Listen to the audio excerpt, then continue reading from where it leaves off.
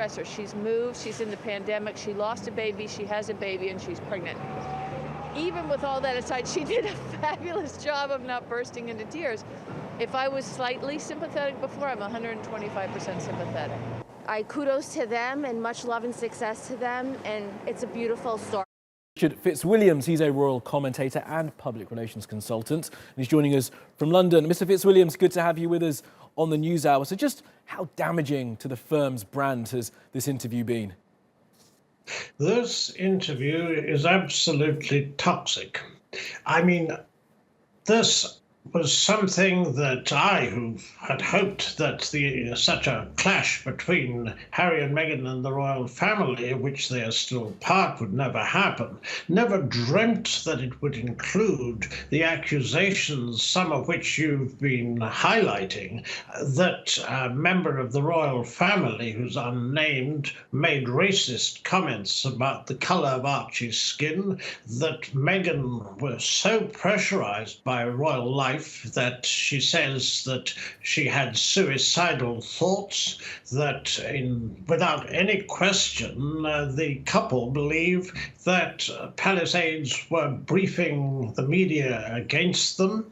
And also something that was a recurring theme throughout the interview, the question of security. The palace appeared so hierarchical that if you stepped back or stepped down, you didn't get it, even despite the dreadful fate of Harry's mother. So this couldn't be worse. And how will the royal family and the monarchy respond to it? Well, on that then, because it does seem to me that, almost 24 hours, maybe longer on, Buckingham Palace's mum.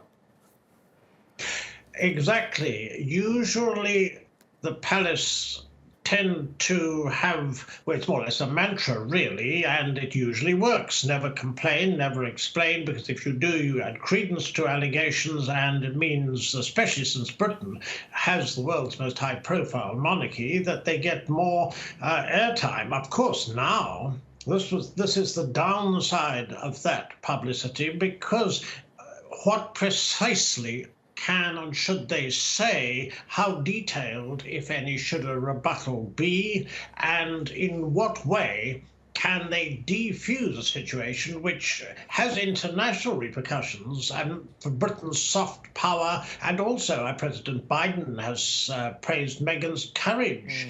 There is the Commonwealth connection, to which the Queen who attaches enormous significance. All her life she has served this country so brilliantly. And at nearly 95, with her husband, Prince Philip, 99 and still in hospital. This is a very, very dreadful situation for her to be in.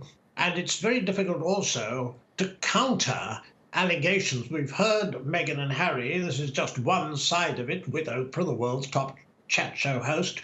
There are other sides which some of the papers are highlighting, but how precisely do you counter accusations of this sort, and what needs reform within the palace, which is also most important? Absolutely. I mean, they say in these situations, light is the best disinfectant, but the palace is usually pretty dark with these kind of things. And I do wonder, you mentioned the global implications of it, Mr. Fitzwilliams.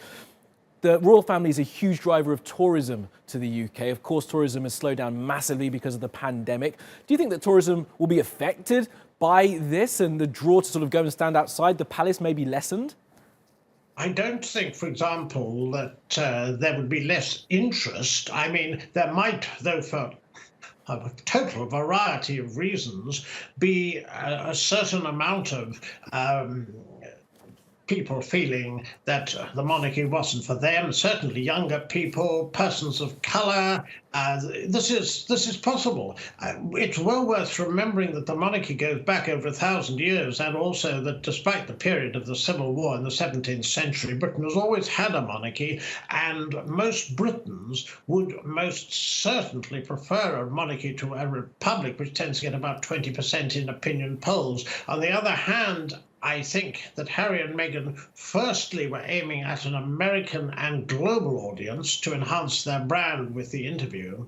But secondly, it was so damaging that it simply at the moment isn't possible to anticipate what is going to happen next. Absolutely. Okay, Richard Fitzwilliams, good to have your thoughts. Thank you for being with us.